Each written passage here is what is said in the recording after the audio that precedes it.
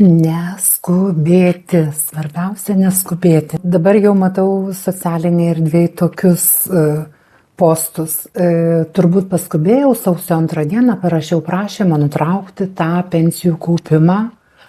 Gausiu didesnę dalį pinigų, bet iki išėjimo į pensiją likę metai ir 9 mėnesiai.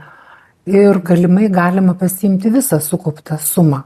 Po metų ir 9 mėnesių gavus pensininko pažymėjimą. Tai įsivaizduoja, ar ne, jeigu jau visi kaimynai, draugai, bičiuliai ir artimieji teikia prašymus pasitraukti iš antros pakopos ir aš einu, teikiu prašymą ir plėšausi marškinėlius, einu iš tos antros pakopos, nežiūrėdamas į situaciją.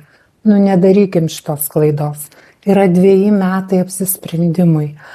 Tai dabar ką tokiam žmogui daryti? Koks būtų atsakymas į tokį klausimą? Vėl kreiptis į savo pensijų kaupimo bendrovę ir pateikti prašymą sustabdyti prieš tai buvusio prašymo galiojimą. Ta prasme, nepasitraukti iš antros pakopos, susižiūrėti, kiek ten yra pinigų, kokia galima minimali pensijų anuiteto riba bus kitais metais, galima, prognozuojama. Ar ten yra daugiau pinigų sukaupta ar mažiau. O gal kartais galima pasiimti su 3 procentų mokesčiu, tik tai kadangi liko mažiau negu 5 metai iki pensijos ir gal ten sukaupta tik tai 50 procentų minimalios anuiteto ribos.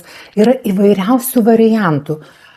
Tai patarimas, neskubėkim, nelėkim su visa goveda pirmin ir tiesiog vien dėl to pats faktas, pasitrauksiu ir dabar čia visiems aiškinu, kad aš tai jau sausio 2 dieną pateikiau prašymą, ir kas iš to.